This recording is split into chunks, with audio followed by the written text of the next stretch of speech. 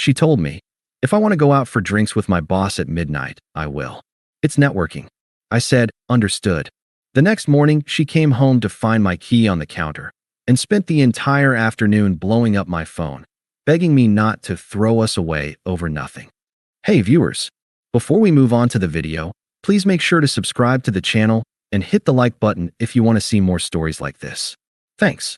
The smell of garlic and rosemary still hung in the air, a pleasant ghost of the dinner I'd made. Chicken something or other from a recipe I'd saved online, with those little roasted potatoes she likes. Our plates were in the dishwasher, the wine glasses sat empty and side by side on the coffee table, and a documentary about oceans played softly on the TV.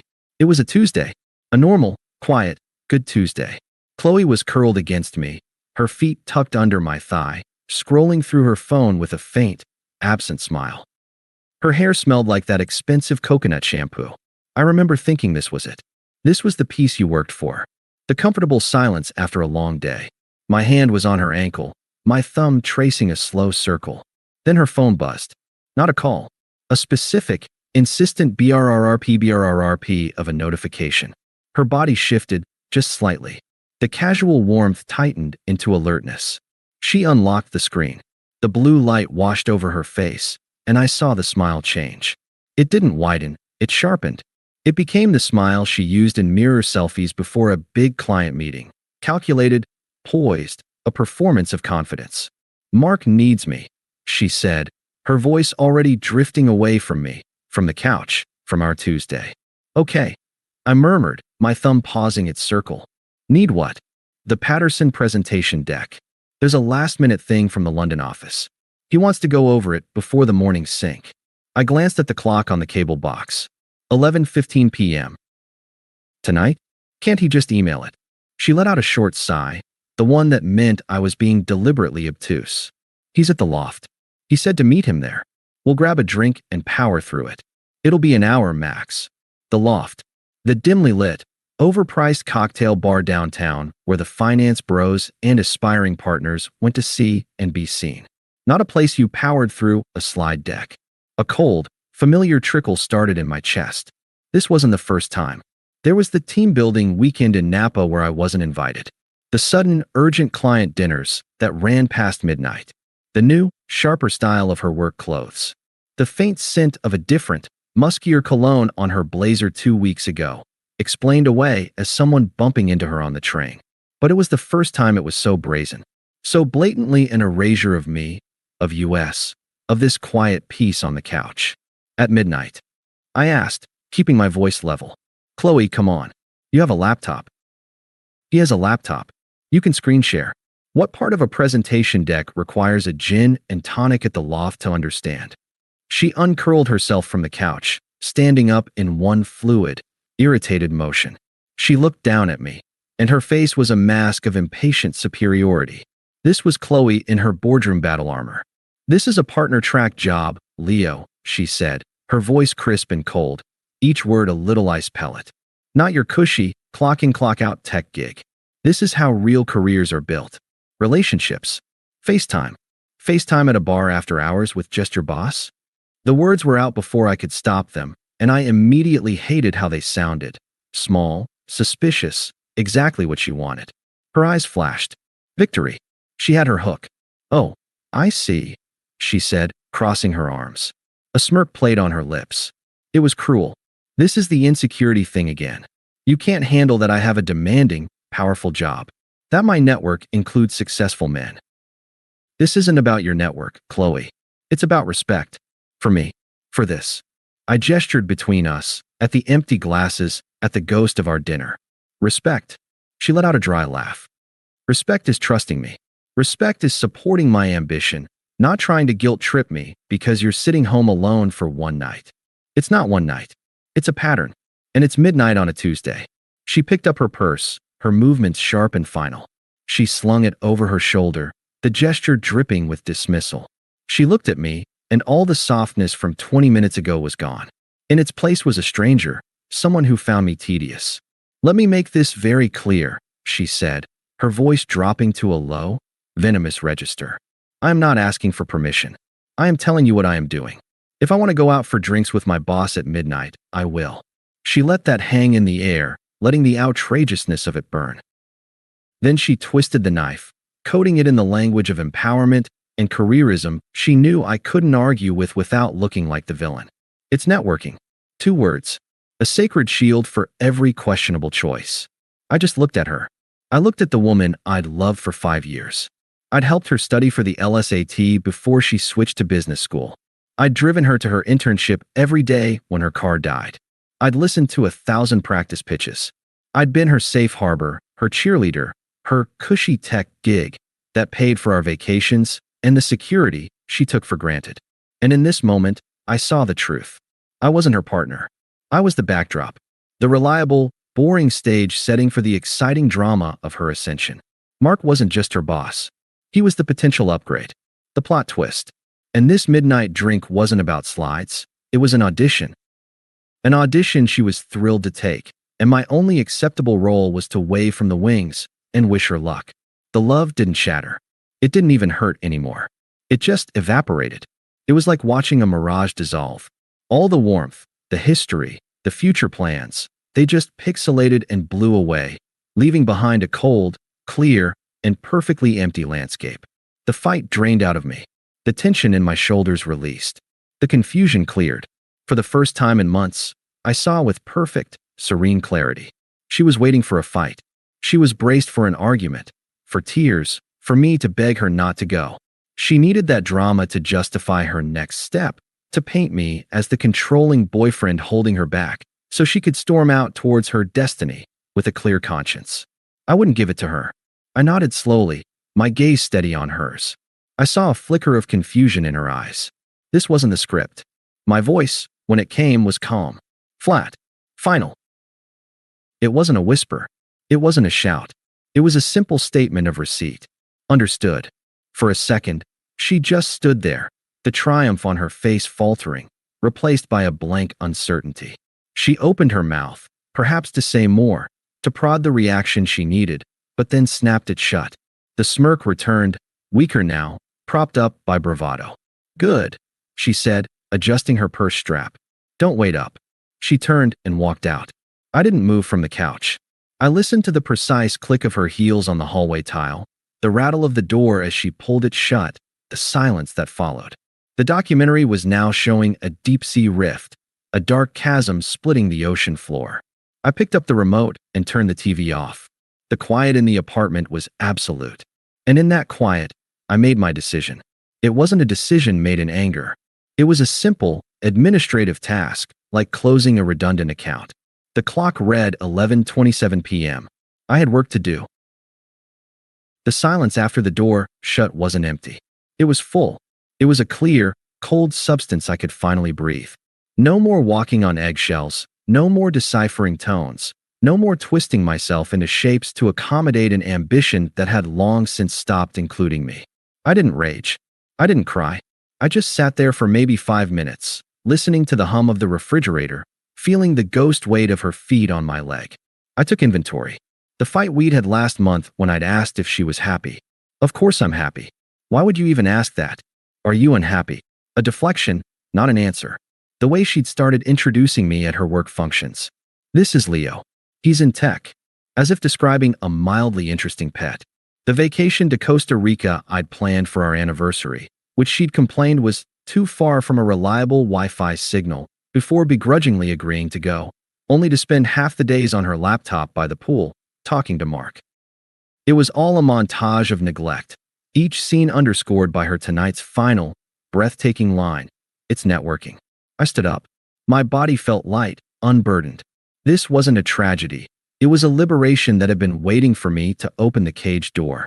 I went to the hall closet and pulled out my gym duffel, the sturdy one I used for weekend trips. I moved with a methodical calm I usually reserve for debugging complex code. This was just another problem to solve. A terminal process that needed to be killed. Rule 1. Take only what is unequivocally yours. Clothes from my side of the closet. My passport, documents from the fireproof box. My laptop, charger, the novel on my nightstand. Toiletries from my side of the sink. I left the monogrammed cufflinks she gave me for my birthday 2 years ago in their little velvet box. I left the expensive watch she'd gotten me last Christmas after her first big bonus. A watch that had always felt less like a gift and more like a brand. A way to make me fit the image of the man she thought should be on her arm. Rule 2. Leave no trace of emotional debris. No letter. No note. Explanations were for relationships where mutual respect had existed. A note would be a thread, something for her to pull on, to argue with. My absence would be the only statement. The key would be the punctuation. I packed the bag in under 20 minutes. It was unsettling how little of my life in this beautifully decorated, two-bedroom apartment was truly mine. I'd funded it, but she'd curated it. It was a showroom for a life she was selling, to herself, to Mark, to anyone watching. I took one last loop through the rooms. The living room with the couch we'd picked out together. The kitchen where I'd cooked 100 meals hoping to lure her home. The bedroom that had become just a place to sleep, her back a cold wall facing me most nights. No nostalgia hit me. It was like looking at a staged hotel suite. It had stopped being a home a long time ago. I was just finally checking out. I walked to the kitchen counter. The polished granite she'd insisted was the only acceptable choice. I slid my key off my ring. The silver key to this door, the one that represented security, partnership, shared space. It looked small and insignificant lying alone on the vast, cold stone. I didn't put it on a note. I didn't place it somewhere symbolic. I just left it there, in the middle of the empty counter, under the bright, clinical light of the pendant lamp. A simple, returned item. I shouldered my duffel bag. I took one last, deep breath of the air in the apartment. Traces of rosemary, her perfume, a faint hint of lemon cleaner. Then I exhaled, and with that breath, I let it all go.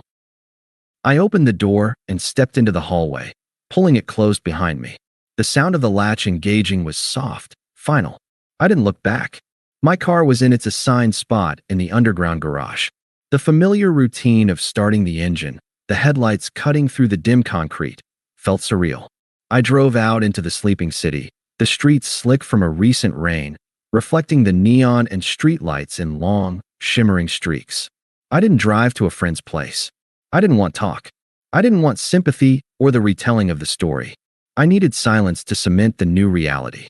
I pulled into the driveway of a mid-tier chain hotel on the outskirts of the city, one I'd passed 1,000 times and never noticed. The fluorescent glow of the lobby was impersonal and kind. The clerk didn't look up from his phone as he handed me a key card to a room on the 4th floor. The room was exactly what I needed, blank. Beige walls, a generic landscape painting, 2 double beds I would only use one of. It smelled of stale air conditioner and industrial cleaner. It was nobody's home. It was perfect. I put my bag down. I took off my shoes. I lay on the stiff bedspread and stared at the textured ceiling. And for the first time in months, maybe years, my mind was quiet. The constant, low-grade anxiety of wondering if I was enough, of deciphering her moods, of feeling the slow leak of her affection, it was gone, replaced by a vast, peaceful emptiness. I thought of her at the loft, leaning in to laugh at something Mark said, touching his arm for emphasis. I felt nothing. Not anger, not jealousy. It was like watching a scene from a movie I'd walked out of. The plot no longer concerned me. I took out my phone. Calmly, systematically, I opened every app, every connection. I untethered myself. Instagram, unfollowed. Blocked. Facebook, unfriended. Blocked. Spotify, removed from shared playlist. Venmo, set to private.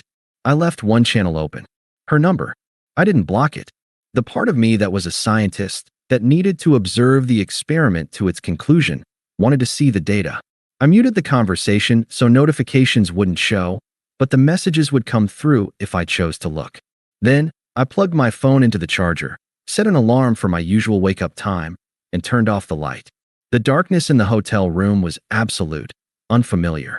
And in that strange dark, in a room that smelled of nothing I knew, I fell into a deep, dreamless sleep. The kind of sleep you only find when a terrible, draining weight has been lifted and your soul finally has space to stretch out and rest. I didn't wake once. The peace held. My alarm chirped at 6:30 a.m. I opened my eyes to the unfamiliar ceiling. For one disoriented second, I didn't know where I was. Then the memory of the previous night washed over me, not as a shock, but as a simple fact. Oh, right. I left. I felt rested. clear-headed. I got up, showered in the cramped stall, and dressed in clothes from my duffel bag. I had a standing 9 a.m. scrum meeting. My life, was waiting.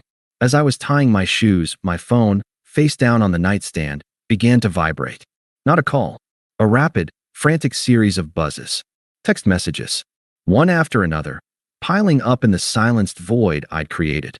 I finished tying my laces. I took my time. I packed my toiletries back into the bag. I smoothed the wrinkles out of the bedspread. Then, and only then, I picked up the phone. I didn't open the messages. I just watched the preview lines flash on the locked screen, one after another, a frantic, scrolling ticker tape of a world I had just left. Chloe, 6:42 a.m. Leo, where are you? My key didn't work. Chloe, 6:44 a.m. Did you change the locks? What the hell?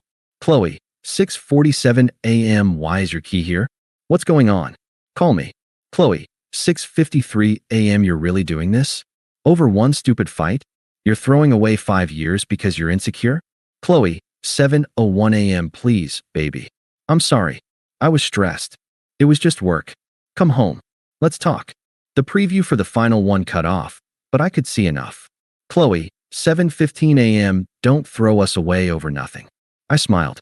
A small, quiet, private smile. Then I swiped the notifications away, cleared them all. I picked up my duffel bag, took one last look at the blank, forgiving room, and walked out the door.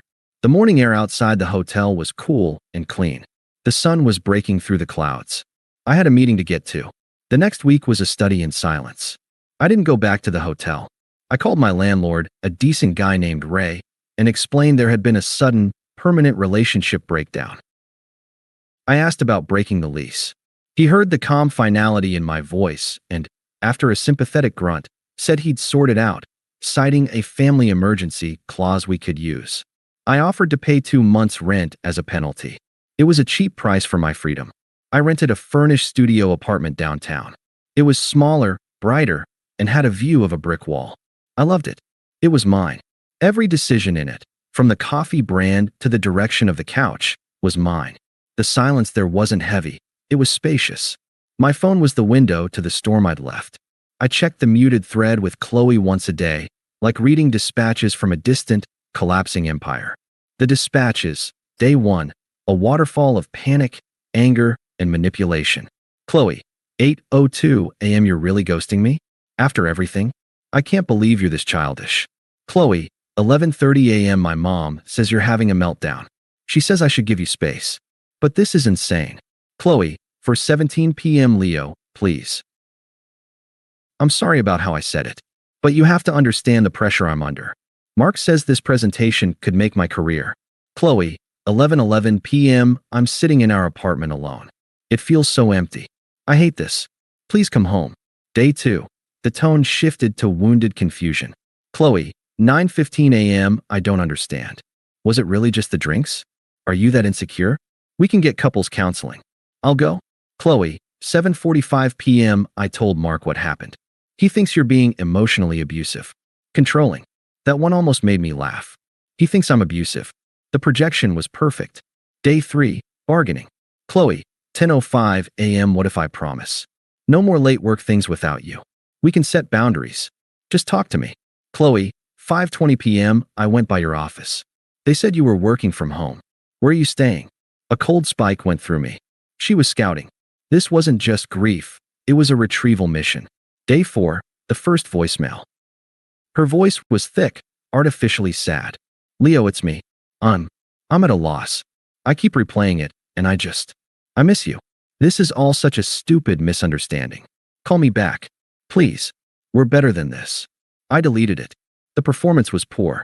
I could hear the calculation underneath, the careful placement of each wobble in her voice. Day 7. The first proxy. A text from an unknown number. Unknown.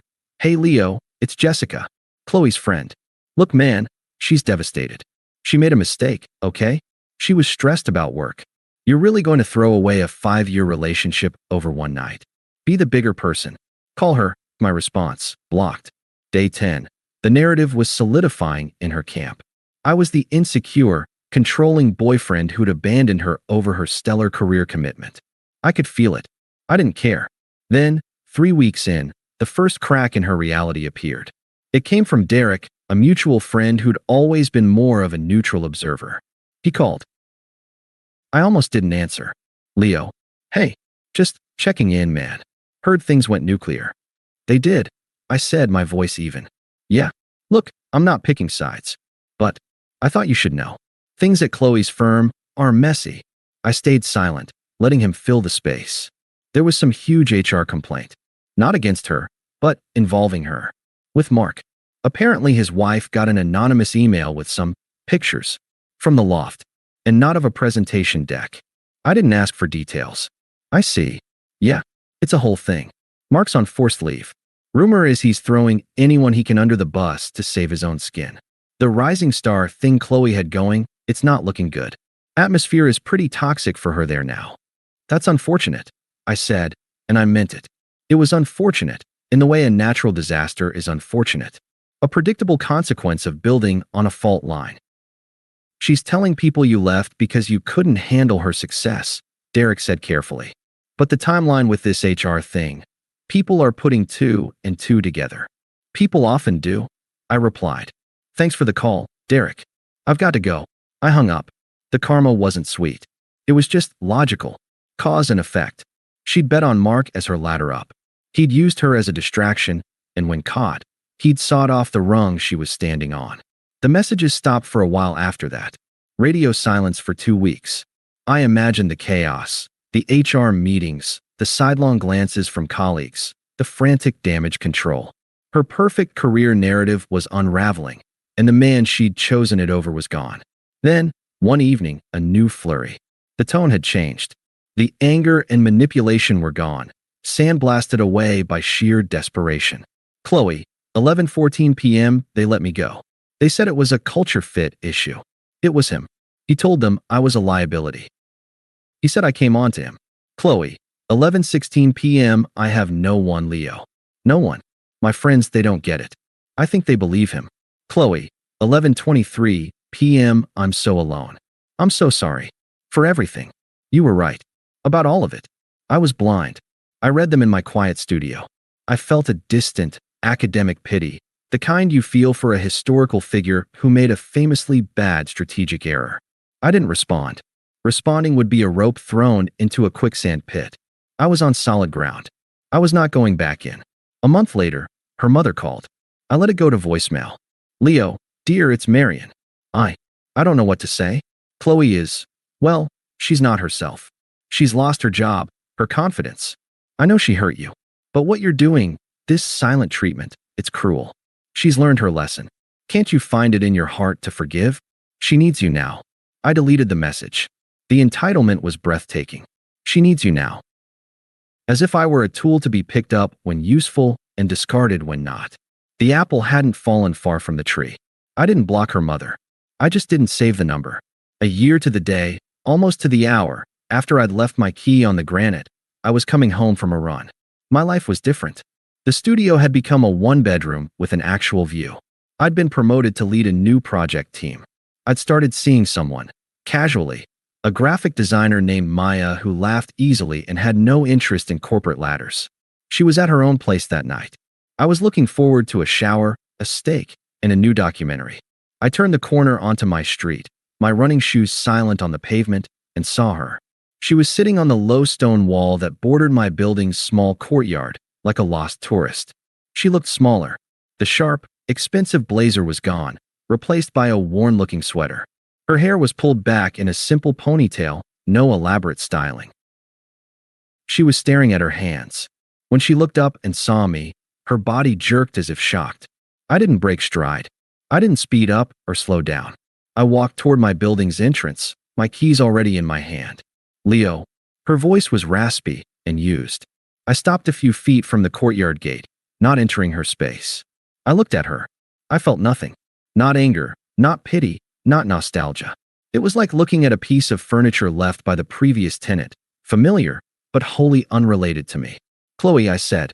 It was a flat acknowledgement, the way you'd say mailbox. She stood up, wringing her hands. God, you look really good. I said nothing. I just waited. The dam broke. It was a torrent of rehearsed misery. I made the biggest mistake of my life. I was, I was obsessed with the idea of success, of being someone. Mark, he manipulated me. He preyed on my ambition. I was so stupid. I lost everything. My job, my reputation, my friends, they all believed his version. I've been in therapy for 6 months. I understand it all now. How much I hurt you. How I took you for granted. You were my rock and I threw you away.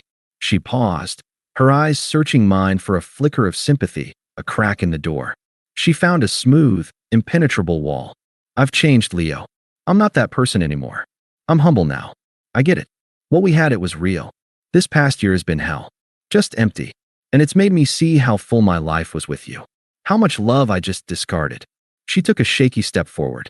Can we just talk? Not to get back together. I'm not asking for that. Just to clear the air. For closure. You owe yourself that, don't you? To not just run away. There it was. The final, feeble hook. You owe yourself. Making my peace contingent on hearing her out. I looked at her. I saw the desperation, the crumbling facade, the utter ruin of the proud woman who declared her midnight networking rights. I thought of the silent, peaceful year I'd had, the steak waiting for me in the fridge, the calm in my chest. Chloe, I said, my voice calm, polite, utterly devoid of emotion. It was the voice of a bank teller denying a loan. I appreciate you coming by to say that. Truly, I'm glad you're in therapy. I hope you find what you're looking for. Her face crumpled, not into tears, but into a mask of frustrated disbelief. This wasn't the script. Where was the anger? The tears? The feeling? But, she stammered. But that's it? After everything I just said? I hope you find what you're looking for. Leo, I'm telling you I'm looking for you. For a chance to make amends. For you to see I'm not her anymore. I tilted my head slightly, as if considering a mildly complex math problem. But you are, I said quietly. You're still framing this as something I need to do, to see, to understand, to forgive, to give you closure. You're telling me what you need. You came here for a resource you thought I still possessed. My attention, my emotional labor. She blinked, stunned. The therapy speak she'd been using had been reflected back, weaponized. I don't have that for you anymore. I continued. I closed that account. There's no balance to settle, no air to clear on my side. My closure was the sound of the door locking behind me. The frustration in her eyes boiled over, burning away the performative humility. The real Chloe, the one beneath the new, bruised exterior, flashed through. Her voice hardened, turning sharp and accusatory. So that's it. You're just going to let me drown? After 5 years? You were supposed to be the good one, the decent one, and you're just this? This cold, emotionless robot. I almost smiled. The mask was fully off now. She wasn't a penitent. She was a failed strategist, angry her last-ditch maneuver had been effortlessly deflected. I looked past her, at the entrance to my building, at my sanctuary of peace. I brought my gaze back to hers, holding it with a calm finality that felt like turning a key. You told me it was nothing, I said, my voice so quiet she had to lean in to hear it. That night, you begged me not to throw us away over nothing. I believed you. The color drained from her face. She understood. She had minimized her betrayal into oblivion, and I had simply accepted her assessment. If it was nothing, then leaving was no loss. I had taken her at her word. I saw the horrifying comprehension dawn in her eyes. She had authored her own irrelevance. I didn't wait for a response. I turned, inserted my key into the gate lock, pulled it open, and stepped through. I walked the 10 steps to the building's inner door, unlocked it, and entered the warm, quiet lobby. I didn't look back. I didn't hear if she cried out or left. The only sound I registered was the solid, resonant thunk of the heavy glass door closing and automatically locking behind me. The sound was familiar. It was the same sound I'd listened for a year ago, lying in a hotel bed, finally free. It was the sound of my peace, intact and undisturbed. I rode the elevator up to my apartment. I took my shower. I cooked my steak. I turned on my documentary. This one was about the restoration of ancient forests. I sat on my couch, in the quiet, spacious home I had built for myself, and I did not think of her at all.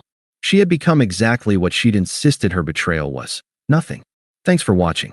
Make sure to subscribe to the channel and hit the like button. What do you think about this story?